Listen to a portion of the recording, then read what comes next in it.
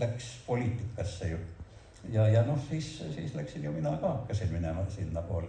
Aga jah, et ma peangi rohkem seda edenemise all silmas seda, et minust ise sai ka peaaegu päris hää inimene. Aga sinu praegust juttu kokkuvõttes võib öelda, et sa olid õigel ajal õiges kohas?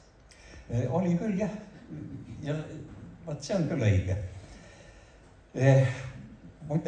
Mul tundub, et ma olen kogu elu olnud sellistes kohtades, kus ma olen tahtnud olla.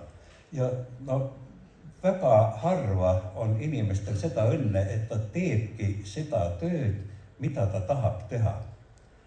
No, kõigepealt tööle ma läksin juba pärast 10. klassi, niimoodi edasi õppisin töölisnoorte koolis, läksin Võru maaparandusse valitsusse, tegime seal projekte ja mulle juba see töö meeldis ja oligi kahe vahel, et kas minna edasi maaparandusse